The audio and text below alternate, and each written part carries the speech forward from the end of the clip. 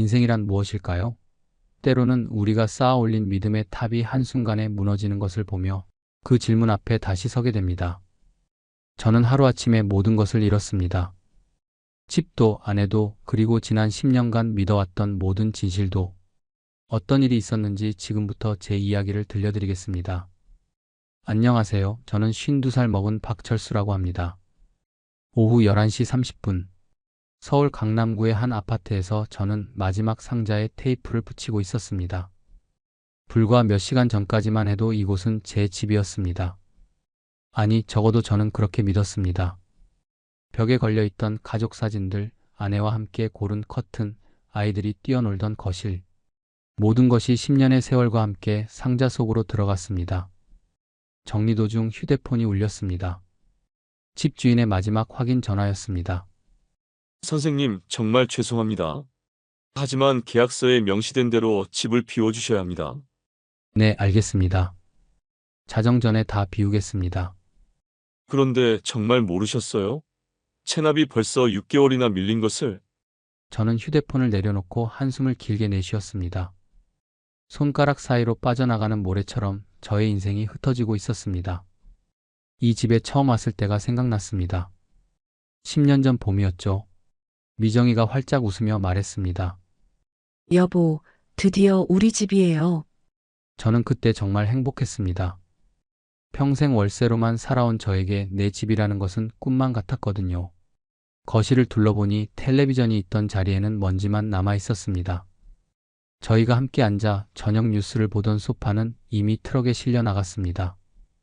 벽에는 못자국만 남아 있었습니다. 10년간의 기억들이 하나둘씩 지워져 가고 있었습니다. 무엇보다도 견디기 힘든 것은 이 모든 것이 내가 조금만 더 생각해 보았더라면 알 수 있었던 사실이라는 것이었습니다. 징조는 분명히 있었습니다. 미정이가 집 서류를 보여달라고 할 때마다 아직 정리 중이야 라고 했던 것. 가끔 새벽에 몰래 전화 통화를 했던 것들을 별 생각 없이 넘어갔습니다. 우편물을 제가 보기 전에 먼저 가져갔던 것. 모든 신호가 있었습니다. 저는 그저 보지 않기로 선택했을 뿐이었습니다. 창문 너머로 서울의 밤이 깊어가고 있었습니다. 네온 사인들이 반짝이고 늦은 시간까지 불이 켜진 아파트들이 보였습니다. 각각의 창문 뒤에는 저마다의 이야기가 있을 텐데 과연 몇 개나 진실한 이야기일까 하는 생각이 들었습니다. 시계는 자정을 향해 무정하게 흘러가고 있었습니다. 저는 마지막 상자를 들어 올리며 생각했습니다. 내가 왜 이렇게 된 걸까? 그 답을 찾기 위해서는 시간을 거슬러 올라가야 했습니다. 모든 것이 시작된 그날로.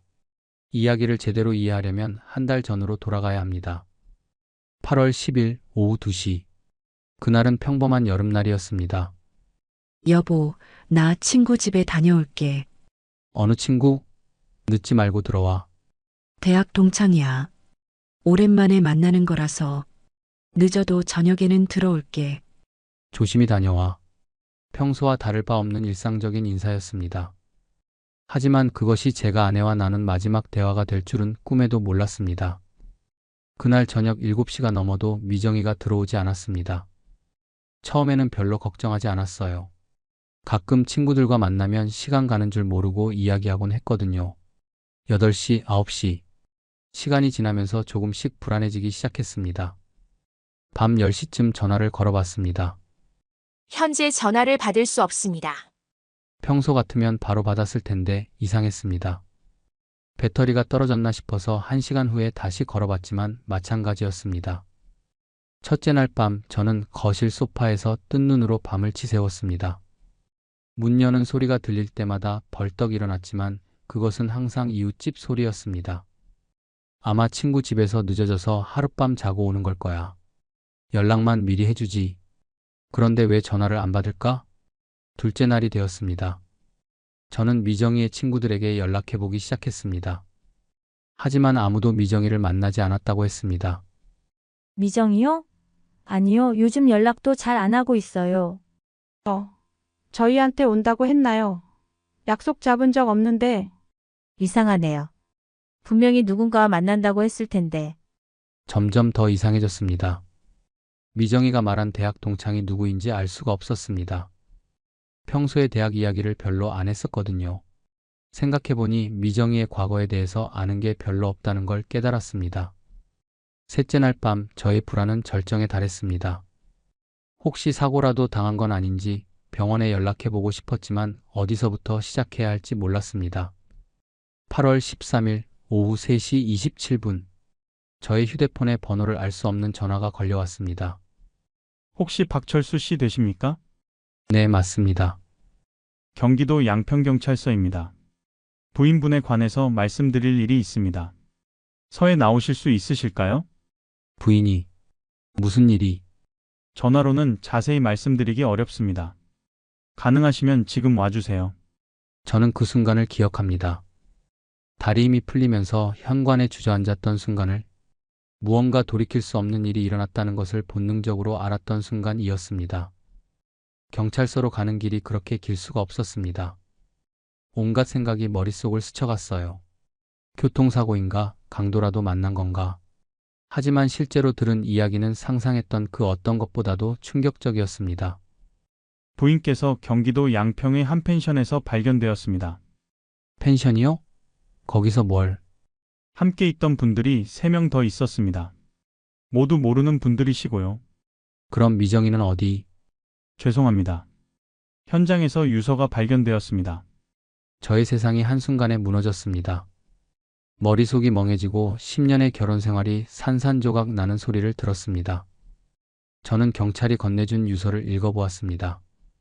오빠 미안해. 설명하지 못해 미안해. 사랑의 대가라고 생각해줘. 아이들 잘 부탁해.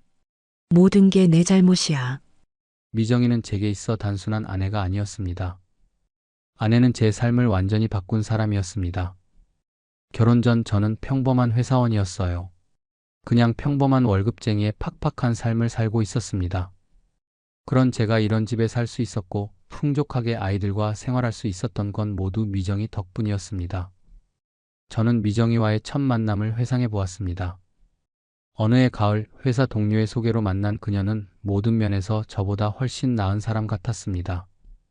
유명 대학을 나온 고학력자에 공기업에 다니는 안정적인 직장인.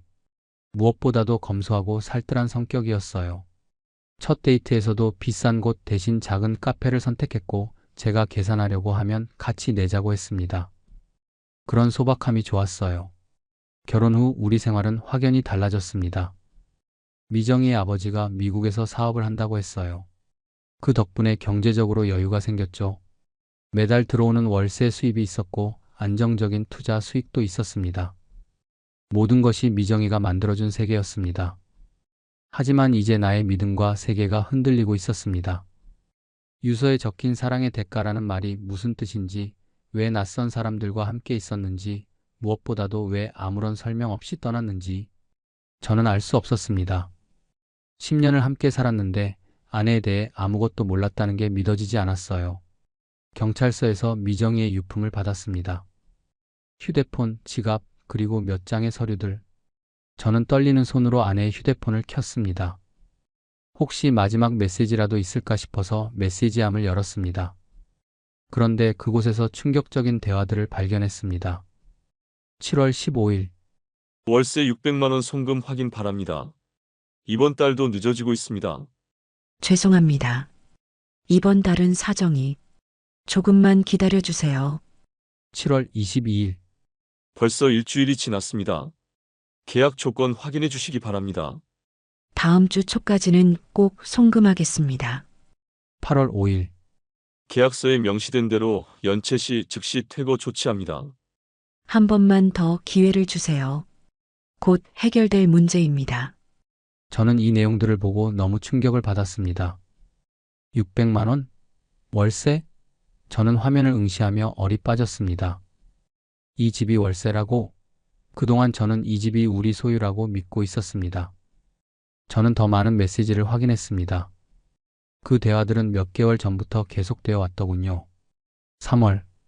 아직 서류 정리가 안 끝났습니다. 조금만 더 기다려주세요. 매번 같은 말씀만 하시네요. 언제까지 기다려야 합니까? 5월. 곧 해결됩니다. 미국에 있는 아버지가 큰 돈을 보내주시기로 했어요. 저는 미정이가 늘 했던 말들을 떠올렸습니다. 준공 중이라 서류가 늦어진다. 아버지가 미국에서 처리해 주신다. 조금만 기다리면 완전히 우리 명의로 넘어올 거야. 모든 게 거짓말이었던 건가요? 저는 휴대폰을 내려놓고 집안을 둘러보았습니다. 갑자기 모든 것이 낯설게 느껴졌습니다. 이 거실에서 10년을 살았는데 이 모든 게 남의 집이었다니. 아이들과 함께 보낸 수많은 저녁 시간, 명절 때 찍었던 가족 사진들, 미정이와 함께 꾸몄던 이 공간들. 그 모든 추억이 허공에 떠 있는 것 같았습니다. 저는 서재로 향했습니다. 미정이가 늘 중요한 서류들이라며 보관하던 서랍을 열어보았습니다. 그곳에는 집 관련 서류가 전혀 없었습니다. 대신 카드 명세서들과 대출 관련 서류들이 가득했어요. 그리고 그 금액들을 보는 순간 저는 더욱 큰 충격에 빠졌습니다. 신용카드 미결제 금액 2,400만 원, 은행 대출 9천만 원, 카드사 현금 서비스 2천만 원, 대부업체 대출 3천만 원. 절망스러웠습니다. 수억 대에 이르는 빚들이었습니다. 더 충격적인 것은 제 이름으로 된 서류들도 있었다는 겁니다. 언제 이런 보증을 섰는지 전혀 기억나지 않았어요. 박철수 연대보증인으로 서명된 5천만 원, 박철수 담보제공자 시댁 아파트, 박철수 공동대출자 3,500만 원. 저는 매우 혼란스러웠습니다. 미정이가 형식적인 서명이라고 해서 몇 번 서명한 적은 있지만 이런 큰 돈의 보증을 선 줄은 몰랐습니다.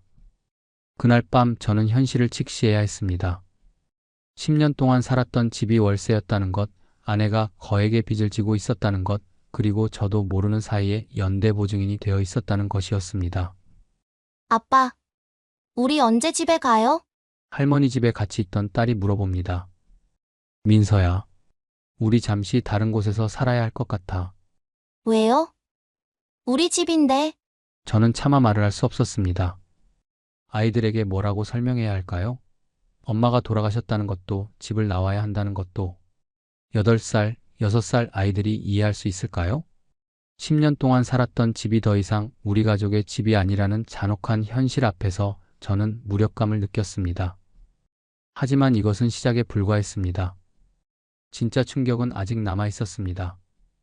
8월 16일 서울시립병원 장례식장. 저는 검은 상복을 입고 조문객들을 맞이하고 있었습니다. 아내를 잃은 슬픔도 잠시, 저는 곧 인생에서 가장 큰 충격에 직면해야 했습니다. 장례식장에 생각보다 많은 사람들이 왔습니다.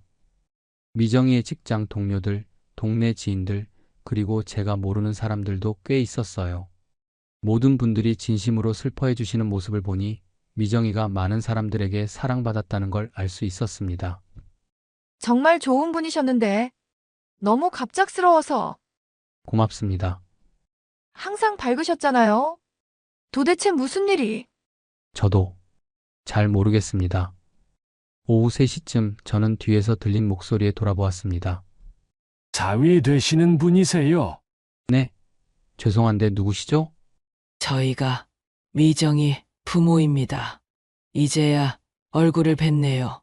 60대 중반으로 보이는 부부가 서 있었습니다. 남자는 장인어른이라고 자신을 소개했고 여자는 장모님이라고 했습니다. 하지만 저는 그들을 처음 보고 있었습니다. 죄송합니다만 저희가 언제 만났었나요? 우리 딸이 평소에 사위 자랑을 많이 했는데. 결혼식에 오신 분들과는 다른 것 같은데요? 어색한 침묵이 흘렀습니다. 그때 장례식장 직원이 다가와서 상황을 더욱 복잡하게 만들었습니다. 실례합니다. 고인의 부모님이라고 하시는 분들인데 신분증 확인 결과 성함이 다르게 나와서요. 성함이 다르다고요? 네. 고인의 성은 김씨인데 아버님의 성씨가 이씨입니다. 저는 멍하니 그들을 바라보았습니다. 결혼식 때 함께 사진을 찍었던 장인, 장모의 얼굴이 떠올랐습니다. 분명히 다른 사람들이었어요. 그럼 지금 앞에 있는 사람들은 누구고 결혼식 때 있었던 사람들은 또 누구였던 걸까요? 며칠 후 저는 당시 결혼식을 담당했던 웨딩 플래너를 찾아갔습니다. 아, 그때 기억나네요. 신부분이 특별 요청을 하셨거든요. 특별 요청이요? 부모님이 해외에 계셔서 올 수 없다고 하시면서 하객 도우미를 부모님 역할로 섭외해 달라고 하셨어요. 하객 도우미라니 그것도 장인 장모님을? 요즘 가끔 있는 일이에요. 부모님이 안 계시거나 사정이 있을 때.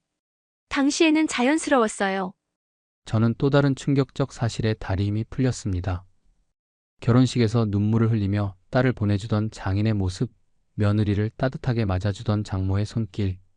그 모든 것이 연기였던 겁니다. 장인 어른께서 제 손을 잡고 말씀하셨죠. 우리 딸 잘 부탁합니다.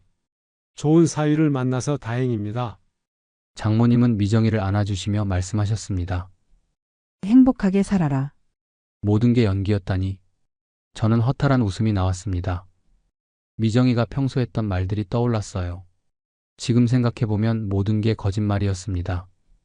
어머니가 병중이라 연락이 어려워요. 아버지께서 미국 사업 때문에 바쁘세요. 부모님이 우리 결혼 정말 기뻐하시고 행복해 하세요. 명절에는 꼭 인사드려야 해요. 휴대폰에 저장된 가족들과의 문자 대화도 다시 보니 이상했습니다. 사위가 정말 좋은 사람이구나. 딸이 행복해 보여서 기쁘다. 건강하게 잘 지내거라. 모든 문자가 미정이가 다른 휴대폰으로 보낸 것들이었던 겁니다. 10년 동안 저는 존재하지 않는 사람들과 안부를 주고받고 있었어요. 명절 때마다 미정이는 부모님께 인사드려야 한다며 선물을 준비했습니다. 한복, 건강식품, 과일 선물 세트, 모든 걸 정성스럽게 포장해서 택배로 보냈다고 했어요. 실제로는 어디로 간 건지, 10년 동안 제가 사랑했던 가족은 누구였을까요? 명절마다 걱정하고 안부를 묻고 선물을 보내고 언젠가 뵐 날을 기다렸던 그 가족들은 모두 미정이의 상상 속 인물들이었던 겁니다. 장례식장을 나서며 저는 생각했습니다. 그럼 진짜 미정이는 누구였을까? 10년을 함께 산 아내는, 두 아이의 어머니는, 제가 사랑했던 그 여자는 대체 누구였던 것일까요? 하지만 이것도 시작에 불과했습니다. 제가 발견하게 될 진실은 훨씬 더 충격적이었습니다. 장례를 마친 후 저는 미정이의 유품을 정리하기 시작했습니다.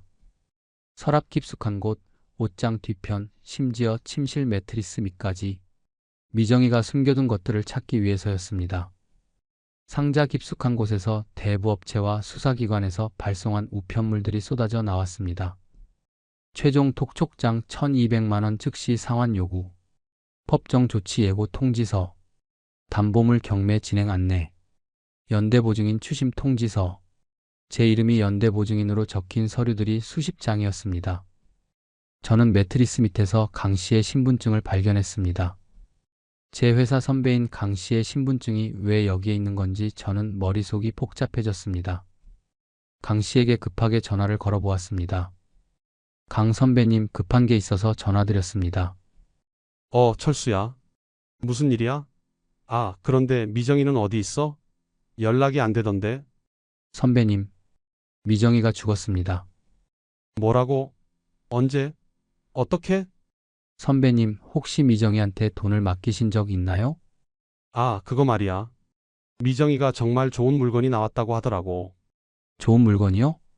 시세보다 훨씬 싼 아파트가 급매로 나왔다는 거야. 강남 쪽 신축인데 30평이 시세보다 1억 정도 싸다고 했어. 그래서요? 급매라서 빨리 결정해야 한다면서 며칠 안에 계약금을 넣어야 한다고 했지. 그래서 4억을 맡겼어. 4억을 맡기셨다고요? 언제요? 한 6개월 전쯤? 근데 이상하게 입주가 계속 미뤄지더라고. 미뤄진다고요? 처음에는 코로나 때문에 공사가 늦어진다고 하고, 그 다음에는 서류 문제라고 하고, 요즘은 연락도 잘 안 되고. 저는 급히 강 씨가 말한 부동산에 찾아갔습니다. 그런 매매 계약은 존재하지 않습니다. 존재하지 않는다고요? 네.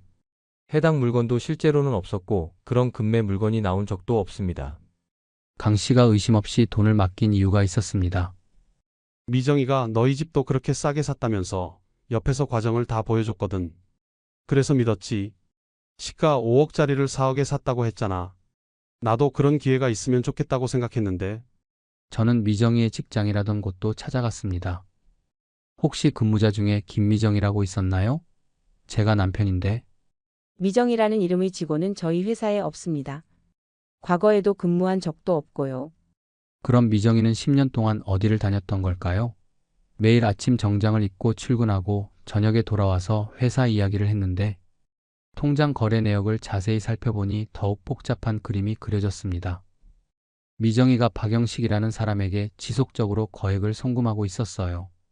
1월 3억 원, 3월 4억 원, 5월 5억 원, 7월 4억 원. 저는 어렵게 박영식 씨를 만날 수 있었습니다. 저도 피해자예요. 피해자라고요? 미정 씨한테 완전히 속았습니다. 해외 주식을 시세보다 훨씬 싸게 매입해 준다고 해서. 해외 주식을? 미국 나스닥 상장 기업 주식을 원가에 살 수 있는 기회라고 했어요. 총 16억 원을 보냈습니다. 미정 씨 친정아버지가 미국에서 사업을 크게 한다고 했거든요. 그 인맥으로 일반인들은 접근할 수 없는 주식을 살 수 있다고 했어요. 그래서 믿으셨군요. 미정 씨가 보여준 서류들도 완벽했어요. 미국 증권사 서류, 주식 매매 계약서, 심지어 아버지라는 분과의 통화도 들려줬거든요. 점점 복잡해지는 실타래가 정리되기 시작했습니다. 미정이는 완벽한 사기꾼이었습니다. 하지만 단순한 사기꾼이 아니었어요. 확실한 주소, 실명, 검소한 생활 습관부터 해서 가족, 친구, 지인의 신뢰를 기반으로 한 사기였고, 내 집 마련, 싼 매물, 투자 수익 등 인간의 기본 욕망을 활용하였습니다.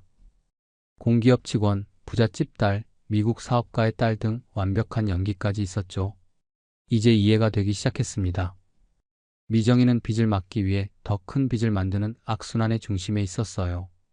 강 씨에게서 받은 돈 4억은 기존 빚을 상환하였고, 박영식에게서 받은 16억은 월세, 생활비, 새로운 투자 사기를 준비했습니다. 그리고 새로운 피해자들에게서 받은 돈으로 기존 피해자들 달래는 시기였습니다. 저는 10년 동안 아내에 대해 아무것도 모르고 살았습니다. 아니, 모르고 산 게 아니라 보지 않으려고 했던 것 같습니다. 징조는 분명히 있었거든요. 집 서류를 보여달라고 할 때마다 회피하는 태도, 가족들과의 만남을 계속 미루는 것, 새벽에 몰래 하는 전화통화들, 우편물을 먼저 확인하고 숨기는 행동, 현금 사용을 피하고 항상 카드로만 결제하는 습관. 저는 이제 알았습니다. 제가 단순한 남편이 아니라 미정이의 거대한 사기극에서 중요한 소품 중 하나였다는 것을. 저의 신뢰할 만한 외모, 회사원이라는 직업, 성실한 성격 모든 것이 미정이의 사기에 활용되었던 것입니다. 저는 미정이의 과거를 더 알고 싶었습니다. 도대체 어떤 사람이었기에 이런 복잡한 거짓말의 인생을 살 수 있었을까요? 미정이가 자주 언급하던 이모를 만나러 가는 길, 저의 마음은 복잡했습니다. 이모만큼은 진짜일 거라는 희망과 또 다른 거짓말을 발견하게 될지도 모른다는 두려움이 교차했습니다. 어머, 미정이 남편분이시군요. 들어오세요. 50대 초반의 이모는 생각보다 평범한 사람이었습니다. 미정이가 늘 말했던 대기업 임원이 아니라 작은 미용실을 운영하는 자영업자였어요. 미정이가 저를 대기업 임원이라고 했나요? 아니에요. 저는 그냥 동네에서 조그만 미용실 운영하고 있습니다. 그럼 유정이가 또 거짓말을 한 거였네요. 미정이가 어렸을 적부터 거짓말을 자주 하고는 했어요. 사실 오래전부터 걱정이 많았어요. 저한테도 미정이가 투자 권유를 한 적이 있어요. 투자 권유요? 해외 부동산 투자라고 하면서요. 수익률이 어마어마하다고 했어요. 이모, 다른 사람한테는 말하면 안 돼요. 아직 다른 사람들은 모르는 기회거든요. 그때 어떻게 하셨어요? 뭔가 이상하다는 생각이 들어서 이야기만 하고 돌려보냈습니다. 미정이가 무언가 숨기는 것 같기도 했고요. 어릴 때부터 이야기를 잘 만들어내는 아이였어요. 이야기를 만들어낸다는 게 어떤 말씀이세요? 상상력이 풍부하다고 해야 할까요? 학교에서 일어나지 않은 일들을 마치 진짜인 것처럼 이야기하곤 했죠. 초등학교 때 한 번은 오늘 학교에서 연예인이 왔다고 하더라고요. 자세히 물어보니 정말 생생하게 이야기하는 거예요. 어떤 옷을 입었는지, 무슨 말을 했는지. 그런데 나중에 학교에 확인해보니 그런 일이 없었어요. 그럼 거짓말을 자주 했다는 뜻인가요? 거짓말이라고 하기엔 그 아이는 자기가 만든 이야기를 진짜로 믿는 것 같았어요. 마치 그 속에서 살고 있는 것처럼요. 중학교, 고등학교 때도 마찬가지였어요. 친구들에게 우리 아빠가 사업가다, 우리 엄마가 의사다 이런 말을 하고 다녔어요. 실제로는 어떠셨나요? 부모님은 평범한 직장인이셨어요. 아버지는 회사원, 어머니는 가정주부, 그냥 평범한 가정이었죠. 미정이는 현실보다는 자기가 만든 세계에서 사는 걸 좋아했어요. 그 세계에서는 모든 게 완벽했거든요. 이모와의 이야기를 마치고 미정이를 조금 더 알기 위해 친구였던 정신과 상담의사 지훈이를 오랜만에 찾아갔습니다. 철수야, 오랜만이다. 웬일이야? 응, 오랜만이야. 다름이 아니라 뭐 좀 물어보려고. 저는 그간 있었던 일과 미정이에 대해서 이야기를 해주었습니다. 미정이의 행동 패턴을 들어보니 현실과 환상의 경계가 모호했던 것 같아. 그게 무슨 뜻이야? 타인과 깊이 연결하는 데 어려움을 겪는 사람들이 역할을 세팅해 이야기 속 자신을 만들고 그 서사로 현실을 견디려 하는 경우가 있어. 예를 들어 공기업 직원인 나, 부잣집 딸인 나, 완벽한 아내인 나 같은 캐릭터를 만들어서 그 역할을 연기하며 살아가는 거지. 그럼 모든 게 거짓말이었다는 거야? 진단을 단정할 수는 없지만 역할로서 버틴 삶의 흔적이 남아있어. 저는 미정이의 유서와 문자 메시지들을 다시 살펴보았습니다. 오빠 미안해. 설명하지 못해 미안해. 사랑의 대가라고 생각해줘. 이 유서도 이상했어. 사랑의 대가라는 표현이 미정이답지 않았거든. 평소에 이런 추상적인 말을 하는 사람이 아니었는데. 마지막까지도 역할을 유지하려고 했었을 거야. 비극적인 여주인공이라는 마지막 역할을 말이야. 지훈아, 나는 그럼 도대체 누구와 10년을 살았던 거니? 그 질문에 답하기는 어렵지만 중요한 건 그 10년이 너에게는 진짜였다는 거지. 그럼 미정이가 나를 사랑한 것도 연기였을까? 역할 안에서도 진짜 감정은 존재할 수 있어. 연기와 현실의 경계가 모호한 사람들에게는 더욱 그렇고. 저는 10년간의 기억들을 다시 떠올려 보았습니다. 진짜 같았던 순간들. 아플 때 밤새 간병해 주던 모습. 아이들을 향한 진심 어린 애정. 작은 일에도 기뻐하던 순수한 표정. 함께 웃고 울었던 평범한 일상들. 친구로서 조언해주자면 지금 중요한 건 남겨진 사람들이 어떻게 살아갈 것인가지. 너무 과거의 진실을 찾으려 하지 마. 대신 앞으로의 진실을 만들어 가야지. 앞으로의 진실? 그래. 너와 아이들의 진실한 삶 말이야. 저는 병원을 나서며 생각했습니다. 가짜로 채워진 10년의 끝에서 앞으로 진짜로 채울 나의 삶이 중요하다는 것을요. 8월 20일.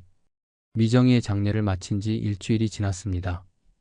저는 더 이상 과거의 진실을 찾는데 시간을 쓰지 않기로 결심했습니다. 대신 현실을 정리하고 새로운 삶을 설계하는 작업을 시작했습니다. 가장 먼저 해야 할 일은 복잡하게 얽힌 법적 문제들을 정리하는 것이었습니다. 변호사 사무실을 찾아갔습니다. 우선 부인분이 맺은 계약들을 모두 파악해야 합니다. 제 이름으로 된 것들이 얼마나 되나요? 연대보증 계약이 총 8건, 금액으로는 약 3억 2천만 원 정도입니다. 다행히 서명 필적을 분석해 본 결과 일부는 위조된 것으로 보입니다. 위조라고요? 네. 박철수 씨의 실제 서명과 다른 특징들이 발견됩니다. 이 부분은 법적으로 무효 주장이 가능해요. 위조 서명 제외한 실제 연대보증금 1억 8천만 원, 월세 연체료 3,600만 원, 기타 공과금 400만 원, 전체적으로 약 2억 2천만 원의 책임이 남았습니다. 저는 미정이로부터 피해를 본 사람들을 직접 만나기로 했습니다. 선배님, 정말 죄송합니다. 아니야, 철수야. 내 잘못이 아니잖아. 나도 속은 거고. 하지만 제가 아내의 신뢰성을 보증한 셈이니까요. 그래도 네가 직접 찾아와줘서 고마워. 다른 사기꾼들은 잠적해버리는데. 저는 모든 피해자들을 한자리에 모아 대책회의를 열었습니다. 완전한 배상은 어렵습니다. 하지만 최소한 현재 상황과 앞으로의 처리 과정은 투명하게 공유하겠습니다. 솔직하게 말해줘서 고마워. 다른 피해자들과도 정보를 공유하자. 법적 처리 과정을 같이 지켜보자. 그리고 저는 부동산에 가서 집을 알아보았습니다. 예산이 한정되어 있으시니까 이 정도 조건은 어떠세요? 투룸이면 충분합니다. 아이들과 제가 살기에는 화려하지는 않지만 적어도 진짜 우리 공간이야. 거짓 없는 공간으로 우리는 이사했습니다. 강남의 큰 집에서 외곽의 작은 집으로 이사하는 과정에서 많은 것들을 정리해야 했습니다. 과도하게 크고 사치스러운 가구들, 명품 가방들, 값 비싼 장식품들 이런 것들을요. 아빠, 새 집이 좀 작아요. 그렇지? 하지만 우리만의 공간이야. 아무도 우리를 내쫓을 수 없어. 엄마도 여기 올 거예요? 엄마는 이제 하늘나라에서 지켜보고 계셔. 하지만 아빠가 있잖아. 저는 아내 일을 수습하느라 회사도 그만두었습니다. 새로운 일자리를 구하러 뛰어다녔습니다. 가까운 편의점에 사람을 구한다고 해서 가보았습니다. 나이가 좀 있으시네요. 성실하게 하겠습니다. 아침 6시부터 오후 2시까지 가능하세요? 네, 가능합니다. 그렇게 편의점에서 일을 시작했습니다. 넉넉하지는 않지만 제가 정직하게 할 수 있는 일이었습니다. 그러던 중 민서 학교에서 연락이 왔습니다. 민서가 요즘 좀 위축되어 있어요. 집안 사정이 좀 복잡해서. 아이들이 어른들의 문제를 이해할 필요는 없어요. 다만 안정감은 필요하죠. 네, 부탁드립니다. 어떻게 해야 할까요? 일관된 일상 예측 가능한 패턴을 만들어 주세요. 저는 그때부터 아이들과 시간을 보내는 것을 최우선으로 생각하고 노력했습니다. 그러던 어느 날, 아빠가 우리와 함께 있어줘서 너무 좋아요. 엄마는 자주 어디 가셔서 집에 잘 없었잖아요. 그 말을 듣는 순간 눈물이 났습니다. 그리고 저는 깨달았습니다. 아이들에게는 화려한 집보다 함께 있는 시간이 더 소중하다는 것을. 저는 미정이와 함께 찍은 수백 장의 사진들을 정리하기 시작했습니다. 대부분을 버렸습니다. 하지만 몇 장은 버릴 수가 없었습니다. 함께 밥을 먹는 평범한 모습, 아이들과 함께 웃고 있는 장면, 장을 보고 돌아온 평범한 일상, 연극 같지 않은 순간들이었어요. 그런 순간에는 연기가 아닌 진짜 미정이가 있었을 것 같았거든요. 우유 사오기, 손글씨로 쓴 장보기 목록, 아이들 숙제에 적힌 격려의 말들, 이런 것들은 연기가 아니라고 믿고 싶었습니다. 작은 상자에 선별한 사진들과 메모들을 담았습니다. 이 상자를 만든 이유는 가짜였던 순간들 사이에도 진짜 손길이 있었음을 잊지 않기 위해서였습니다. 아빠, 엄마 사진이에요? 응. 엄마와의 좋은 기억들이야. 엄마가 나쁜 사람이었어요? 아니야. 엄마는 복잡한 사람이었어. 하지만 너희를 사랑했던 건 진짜야. 그렇게 미정이와 살았던 기억들을 정리했습니다. 어둠이 찾아왔지만 더 이상 두렵지 않았어요. 이제 저는 알고 있었거든요. 진짜 빛이 무엇인지. 오늘도 편의점에 출근을 합니다. 안녕하세요. 어서 오세요. 사장님, 오늘도 일찍 나오셨네요. 네, 아이들 학교 보내고 왔어요. 며칠 후 학교에서 민서 담임 선생님께서 전화를 주셨습니다. 민서가 많이 밝아졌어요. 요즘 아빠 자랑을 자주 해요. 정말요? 네. 우리 아빠는 매일 저를 데려다 주세요라고 친구들에게 말한대요. 그 말에 저는 정말 기분이 좋았습니다. 편의점 일을 마치고 집에 있는데 민서가 말했습니다. 아빠, 저 커서 편의점 사장님 할래요. 왜? 아빠처럼 사람들한테 인사 잘하는 사장님이고 싶어요. 며칠 후 선배 강 씨를 만났습니다. 철수야, 요즘 어때? 힘들지만 괜찮아요. 선배님은 어떠세요? 나도 처음엔 화가 났는데 지금은 오히려 내가 걱정돼. 너무 자책하지 마. 고맙습니다.